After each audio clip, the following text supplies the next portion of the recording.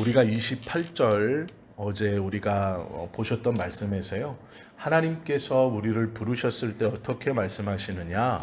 우리가 알거니와 하나님을 사랑하는 자, 곧 그의 뜻대로 부르심을 입은 자들에게는 모든 것이 합력하여 선을 이루느니라 라는 말씀을 보았죠. 하나님께서 부르신 자들의 삶을 통해 하나님은 협력하여 선을 이루어 당신의 뜻을 이 땅에서 이루어 나가시는 분이다. 그리고 그렇게 협력하여 선을 이루는 사람들은 모든 사람들이 아니고 하나님을 사랑하는 자, 즉 우리가 알거니와 우리들 하나님을 사랑한다고 고백하고 그 사랑을 통해서 우리의 삶이 변화된 사람들, 그 사람들을 통해서 하나님께서 협력하여 당신의 뜻을 이루어 가신다. 이렇게 말씀을 함께 나누었죠. 오늘 29절과 30절에 와서는 그러면 그 하나님께서 그 뜻대로 부르신 사람들이 누구인가에 대해서 우리에게 가르쳐주고 계신데요. 오늘 본문에 보시면 하나님이 미리 아신 자들이라는 말씀이 있어요. 미리 아신 자들, 하나님의 예정을 뜻하는데요. 미리 아셨다라는 것은 예수 그리스도를 통하여 아셨다는 것이 아닙니다. 또 우리가 언젠가는 예수를 믿겠지라는 걸 미리 아시고 우리를 아셨다. 그런 뜻도 아닙니다. 하나님께서 우리를 아셨다라는 것은 창세 전에 이미 우리를 알고 계셨다라는 뜻이에요. 여기서 미리 아셨다의 미리는 미래의 미리가 아니고 과거의 미리예요. 시간이 시작하기 전 미리 아셨다. 이런 의미입니다. 어느 미래의 시점에 알았다. 이런 뜻이 아니에요. 과거에 이미 미리 아셨다라는 것이에요. 하나님 앞에는 만물이 벌거벗은 것 같이 감추일 수 없고 모든 것이 드러나기 때문에 하나님 앞은 감추거나 숨기거나 새로운 것이 있을 수 없다라는 것이죠. 하나님의 예정 가운데 우리는 미리 아신 것이에요. 이것은 예수님을 언젠가는 믿는다라는 것을 아는, 모든 것을 아시는 예지, 그것으로 우리를 선택하셨다라는 예정, 이것은 틀린 말이다라는 거예요. 예지, 우리가 언젠가 미래에 예수님을 믿게 될 것이다를 미리 아신 하나님이 우리를 선택하셨다. 이건 틀린 말이에요. 하나님의 구원은 절대로 우리의 어느 시점이나 우리의 무슨 행동을 통해서 이루어지는 것이 절대로 아닙니다. 그러기에 우리가 어느 순간 예수님을 믿을 것이다 라는 것을 아시고 우리를 부르셨다라고 하면 그 구원의 행위가 우리 중심인 거예요. 내가 예수님을 믿은 어느 날. 이해가 되셨죠? 그래서 이것은 하나님의 구원을 설명할 때에 바르지 못한 그러한 설명입니다. 그래서 신학적인 말로는 예지, 예정이라고 부르는데 그건 틀린 말이에요. 예지는 모든 것을 알고 계시는 하나님이라는 뜻이거든요. 특별히 앞날에 일어난 일을 다 알고 계신다. 이걸 예지한다 이렇게 말해요. 우리가 어떤 사람을 보고 내년에는 무슨 일이 있을 겁니다. 이걸 예지한다. 앞에 일어나는 일을 아는 것을 예지력이라고 하죠. 하나님이 우리가 몇 살 때에 예수님을 믿을 것을 미리 아시고 내가 너를 선택했다. 그것이 아니라는 거예요. 그러면 구원이 누구 편에서 있는 거예요? 이렇게 믿으려고 했던 그 사람, 그 시기에 그 사람. 네, 그것은 틀린 말이죠. 그래서 예지, 예정을 아무리 꾸며서 설명해도 구원이 사람 편에 있기 때문에 절대로 안 되는 말이에요. 그건 성경적이지 않아요. 그런데 문제는 예배소서 1장 4절 5절에 보면 이렇게 말씀해요. 창세전에 그리스도 안에서 우리를 택하사 그 기쁘신 뜻대로 우리를 예정하셨다. 이렇게 말하고 있어요. 창세전에 우리를 미리 아시고 기쁘신 뜻대로 택하사. 모든 만물들을 만들기 이전부터 우리를 알고 계시고 그때 이미 기쁘신 뜻대로 우리를 선택하시고 예정하셨다. 이게 에베소서 1장 4절에서 5절의 말씀이에요. 우리가 잘못된 구원론이 세 개가 있습니다. 제일 첫 번째는 만인 구원설이라고도 부르고요. 보편적 구원론이라고도 불러요. 이것은 예수님께서 승천하시고 약 한 200년 뒤에 태어난 오리겐이라는 사람이 주장한 거예요. 이 사람은 초대 교회에 굉장히 영향력이 컸던 사람입니다. 그런데 이제 이 사람이 예수님의 이 십자가의 은혜가 막 퍼져서 이 로마를 비롯한 지중해 지역에 막 퍼져 강한 영향력을 행사할 때 오리겐이 교회 지도자로 등장합니다. 그런데 이 사람에게 많은 한쪽에서는 핍박이 있고 한쪽에서는 이 기독교를 급속도로 받아들여요.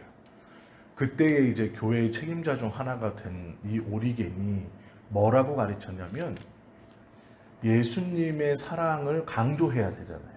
예수님이 구원자라는 것을 그 시대 예수님이 승천하시고 220년 정도가 지났으니까 오리겐이 254년 정도에 태어났거든요. 250년대에 그 오리겐이 했던 일이 뭐냐면 예수님의 사랑을 강조해야 됐어요. 그래서 어떻게 가르쳤느냐? 비록 너희들이 예수님의 십자가의 사랑을 모르더라도 예수님은 너희들의 죄를 위해서도 돌아가셨다.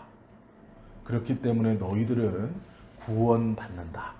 이렇게 가르쳤어요. 예수님의 사랑을 강조해야 됐던 때이기 때문에 이 오리겐이 예수님의 사랑의 능력, 십자가의 은혜를 강조하다 모든 사람들은 예수님의 십자가의 은혜로 믿건 믿지 않건 구원받습니다. 이렇게 가르쳤어요. 이게 보편 구원론 그리고 만인 구원론이라고 말하는 거예요. 이게 왜 문제가 되냐면 그때 당시에 시대상은 충분히 예수님의 십자가를 강조할 시대였지만 이것을 통해 후대의 이 오리겐의 제자들이 어떻게 생각했냐면 결국 마귀도 구원받는구나 이렇게 생각했어요. 그럴 수 있겠죠. 알건 모르건 믿건 믿지 않건 예수님의 십자가의 공효가 모든 이들을 위해서 펼쳐진 것이라면 마귀도 결국 구원받는다라는 거예요. 뭘로? 예수님이 십자가에서 행하신 이 실제적인 죄사함을 통해서. 그러니까 예수님의 일을 강조하려고 하다 보니까 전혀 성경적이지 않은 다른 주장을 하게 된 거예요. 이게 보편 구원론 또는 만인 구원론이라고 부르는 잘못된 구원관이에요. 이것은 예지 예정처럼 따로 떨어뜨려 놓으면 말이 맞는 것 같아요. 예수님의 십자가의 은혜를 따로 떨어뜨려서 우리가 설명하다 보면 이것만큼 큰 것이 없죠.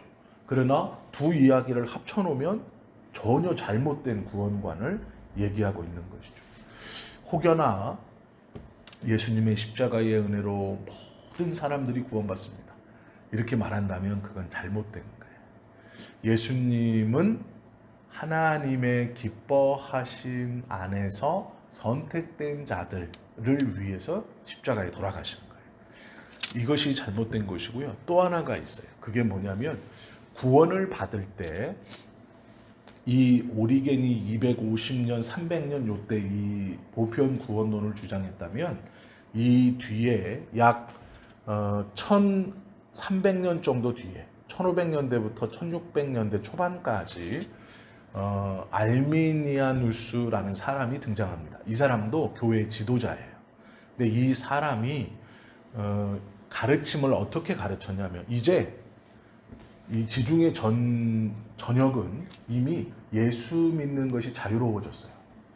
이제는 박해는 끝나고 예수 믿는 사람들이 새로운 기득권 세력이 됐고 문화가 이미 됐습니다. 그러면 예수님의 십자가의 은혜를 오리겐처럼 강조할 필요가 없겠죠. 그래서 사람들이 이제 교회에 질문합니다. 어떻게 질문하냐면 예수님을 믿는 사람이 있고 믿지 않는 사람이 있는데 어떤 사람은 하나님이 선택해서 불러 천국에 보내고 어떤 사람은 선택하지 않아 지옥에 보낸다면 하나님은 불공평하신 분 아닙니까? 이렇게 물어요. 그런데 이 질문이 있을 때 이미 이 알미니아누스가 살아가는 지중해 전역은 기독교 문화가 모든 것을 장악하고 있을 때입니다. 대부분이 다 기독교인들이에요. 기독교의 문화가 태어나서 죽을 때까지 그 문화 속에 사는 거예요. 그때 이 알미니우스가 인간의 자유의지를 강조해요. 하나님이 불합리한 것이 아니다. 하나님은 네가 태어났을 때 복음을 온 사방에서 들리게 하지 않느냐. 그 시대는 맞아요. 그렇죠? 기독교 문화 속에 태어나고 자라고 살다 죽는 거니까. 하나님이 너에게 불렀을 때 너의 의지로 그 하나님의 부르심에 응답하면 너는 구원받는다. 이것이 사람, 하나님인 신과 사람인 인간이 함께 구원을 이루어 나간다라고 해서 신인 협동설 이렇게 불러요. 신인 협동설. 구원은 사람의 자유의지로 하나님의 부르심에 응답할 때 완벽하게 이루어진다. 그래서 하나님은 언제나 모든 사람들을 부르시지만 네가 응답하지 않아서 지옥 가는 건 네 책임이다. 이렇게 설명하는 거예요. 이것 또한 책임을 하나님께 돌리려는 사람들의 그 질문을 하나님을 보호하려고 내놓은 답변이에요. 그 시대에. 그러나 이것도 잘못된 답변이에요. 이 알미니아누스, 알미니안주의는 지금도 영향을 미치고 있어요. 1500년에서 1600년에 나왔던 이 알미니아누스의 신인 협동설은 지금 2020년에도 성결교나 감리교나 이런 오순절이라고 말하는 순복음 이런 곳을 통해서 신인 협동설을 얘기해요. 그러니까 이것은 성경적이지 않은 그 시대에 하나님으로 향하는 비난의 화살을 돌리기 위해서 내놓은 것이긴 하지만 성경적이지 않아요. 오리겐이 주장했던 보편적 구원론, 만인 구원론, 알미니아누스가 주장했던 신인 협동설 모두 성경적이지 않아요. 하나님에게 가는 잘못된 화살을 인간의 방법으로 돌려보려고 예수님의 십자가의 공효를 인간의 방법으로 설명하려고 하다 잘못 나온 것들이에요. 그리고 2000년대 들어서 새롭게 또 주장하는 것이 있어요. 그게 무엇이냐면 세관점이라는 거예요. 세관점. 세관점이라는 건 다른 눈으로 보다 이런 뜻이거든요. 근데 이게 뭐냐면 한마디로 정리하면 유대인을 제외한 모든 이방인들은 예수 믿어 구원하고 유대인들은 특별히 하나님이 선택한 민족이라서 다른 방법으로 구원하신다. 즉 유대인들은 구원의 방법이 다르다. 이게 새 관점이에요. 새로운 관점. 왜냐하면 예수님의 이름이 드러나기 전 유대인들을 하나님이 선택하셨기 때문에 유대인들은 다른 방법으로 우리가 알지 못하는 방법으로 구원하실 것이다. 이렇게 가르치는 것이 2000년대부터 등장하기 시작한 새로운 구원의 방법인 세관점이에요. 물론 이 구원의 방법은 우리에게 적용되는 게 아니에요. 이방인들은 예수 믿어야 구원받는 것이고 유대인들은 예수 믿지 않아도 구원받는다. 이렇게 가르치는 게 세관점이에요. 이것도 잘못된 구원론이죠. 유대인들도 예수님을 믿어야 구원받는 거예요. 구원의 방법은 하나입니다. 창세기에서부터 계시록 모든 시간 가운데 구원은 어떻게 받습니까? 예수 그리스도를 구세주로 믿는 믿음으로만 받습니다. 이것이 성경을 관통하는 단 하나의 진리예요. 그런데 시대별로 아니면 부르심별로 유대인들은 이렇게 구원받고 그러면 불교도 이렇게 구원받는다고 말할 수 있어요. 이해가 되셨죠? 이단들도 이렇게 구원받는다. 마호메트를 모시는 무슬림도 이렇게 구원받는다 라고 말할 수 있는 거예요. 이게 세관점이에요. 이것이 지금 교회를 급속도로 파고들고 있어요. 이 구원의 관점이. 문제는 처음에는 유대인들만 다른 구원으로 받는다라고 하지만 이게 시간이 지나면 불교도 예를 들어서 무슬림도 다른 구원이 있다는 거예요. 이게 출발입니다. 그래서 교회는 이것을 경계할 수 있어야 돼요. 250년 예수님이 승천하시고 1년으로 태어나셨을 때 1년으로 보고 승천하신 것이 30년으로 봤을 때 250년, 예수님이 이 땅에 오시고 250년에 왔던 오리겐이 주장했던 이 보편적 구원론도 잘못된 구원론이고, 1500년대부터 1500년대 말부터 1600년대 초에 있었던 이 알미니아수가 주장하는 신인 협동설, 이것도 잘못된 것이고, 2000년대에서부터 유행하기 시작하는 세관점도 잘못된 거예요. 그러면 성경에서 말씀하시는 올바른 구원론이 무엇이냐, 구원이 무엇이냐, 이것을 쉬운 말로 하면 효과적인 부르심이라고 불러요. 하나님이 부르셨는데 그 부르시는 것은 부르셔서 와도 되고 안 와도 된다, 이런 게 아니라 그 부르심에 효과가 있어서 하나님이 부르신 자는 오게 되어 있다는 거예요. 구원으로. 이것은 선택을 얘기하는 거죠. 하나님의 선택. 성경에서는 하나님의 기뻐하신 뜻을 따라 선택하신 자들, 이 말을 좀 어려운 말로 효과적인 부르심, 이렇게 불러요. 차라리 그냥 이렇게 말하면 쉬운데 신학자들은 이런 말들을 좋아해요. 그래서 효과적인 부르심. 즉 우리는 하나님의 효과적인 부르심으로 부르심을 입은 자들이에요. 그래서 우리가 그 효과적인 부르심으로 하나님의 기뻐하심에 따라 선택된 우리는 예수 그리스도를 믿는 하나님의 백성이 된 거예요. 그것이 우리가 믿는 구원입니다. 이것을 또 뭐라고 그러시냐면 우주적 부르심이라고 그래요. 우주적 부르심, 우주적 구원. 이게 무슨 말이냐? 내가 이 세계, 물질적인 이 세계에 어느 구석으로 이동해 가서 숨어 있어도 하나님은 나를 아시고 나를 그곳에서 불러내신다라는 거예요.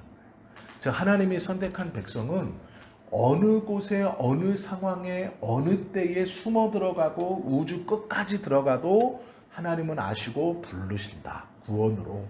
이것이 우주적 부르심, 우주적 구원이에요. 이게 효과 있는 부르심. 그러니까 막 불러서 뭐 오고 싶은 사람 오세요, 이게 아닌 거예요.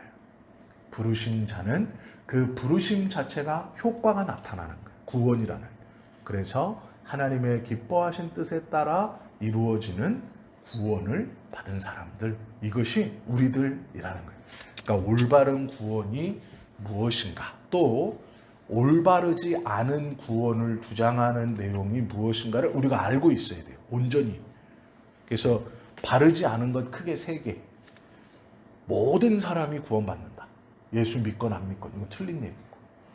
사람과 하나님이 협동해서 구원을 이룬다. 틀린 얘기고. 그리고 유대인들은 따로 구원받는다. 이것도 틀린 얘기. 아주 간단하게 구원은 예수님을 그리스도로 고백하고 시인하는 믿음으로 구원받는다라는 것이죠. 이것이 바른 구원론입니다. 그러면 중요한 게 있어요. 왜 이런 효과적인 부르심, 즉 하나님의 기뻐하신 뜻을 따라 우리를 불러주셨느냐, 이것이 중요한데요. 29절과 30절 말씀을 가만히 보세요. 그 의미가 있어요. 하나님이 미리 아신 자들을 또한 그 아들의 형상을 본받게 하기 위하여 미리 정하셨으니. 우리를 왜 불렀다고요? 하나님의 아들을 본받게 하기 위해서. 그러면 앞에 중요한 말이 하나 더 붙어요.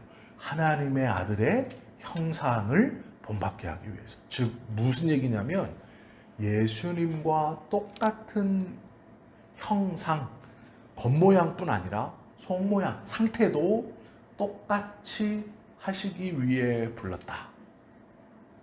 이 말이 뭐냐면 예수님처럼 하나님 말씀에 순종하고 사세요. 헌신하고 사세요. 예수님처럼 하나님 앞에 온전하게 사세요. 뭐 이런 말 있잖아요. 이것뿐만이 아니에요. 이것만 가르치면 반쪽짜리 가르치는 거예요. 하나님이 우리를 그렇게 온전한 부르심, 효과 있는 부르심으로 불러주신 이유는 예수님의 형상, 예수님이 이 땅에서 살면서 행하셨던 그 형태와 상태, 예수님이 하나님의 보좌 우편에 계시잖아요. 그 상태, 그것을 본받게 하려. 즉 무슨 얘기냐면 나의 아들이라고 부르는 이 아들의 모든 것을 주려고 부르셨다라는 거예요. 그래서 우리를 하나님의 자녀들이라고 부르는 거예요. 그래서 그게 부르신 이유예요. 우리가 하나님께 부르심을 받아 하나님의 종이 되는 게 아니에요. 하나님의 자녀가 되는 것인데, 그럼 그 하나님의 자녀가 어떤 것이냐? 예수님처럼 되는 거예요. 그렇기 때문에 하나님의 기뻐하심을 따라 부르신 자들을 아들이라고 그러고, 그 우리들을 영화롭게 한다고 그래요. 예수님처럼 영원히 거룩하게 하신다. 이것이 우리를 부르신 이유예요. 30절 보세요. 또 미리 정하신 그들을 부르시고 부르신 그들을 또한 의롭다 하시고 의롭다 하신 그들을 또한 영화롭게 하셨느니라 라고 말씀하죠. 이 말씀은 참 놀랍고 귀한 말씀이죠. 예배소서 1장 3절에 보면요, 이렇게 부르심을 입은 자들에게 무엇을 주냐면 우리 주 예수 그리스도의 아버지께서 그리스도 안에서 하늘에 속한 모든 신령한 복으로 우리에게 복 주시기 위해서라고 말해요. 하늘에 속한 모든 신령한 복을 우리에게 주시려고 불러주셔서 예수님의 형상을 담게 하시고 불러주신 우리를 거룩하게 하시고 거룩하게 하신 우리를 영화롭게 해주시는, 이게 구원이고 이게 하나님의 부르심 안에 있는 사람들이에요. 그러면 이 부르심 안에 이 은혜를 깨닫고 누리는 사람들의 삶을 통해 하나님은 그들의 삶을 통해 협력하여 당신의 뜻인 선을 이 땅에서 이루어 가시는 거예요. 그러니까 우리 한 사람이 얼마나 복되고 큰 은혜와 계획 가운데 우리를 부르셨는가를 알아야 되는 거예요. 우리의 부르심이 단순히 예수 잘 믿고 이 땅에서 잘 먹고 잘 살다가, 아니면 어렵고 정말 짜증나고 어려운 현실 속에 좀 좋은 의미만 가지고 뭐 정신승리하면서 살아가는 것, 그런 것이 아니에요. 이 땅에서는 피폐하게 살지만 예수 믿는 그런 것들이 아니에요. 얼마나 큰 것을 우리가 받았는지를 꼭 기억하고 그것을 누리며 살아가는 우리 모두가 되실 수 있기를 예수님의 이름으로 축원합니다. 기도하겠습니다.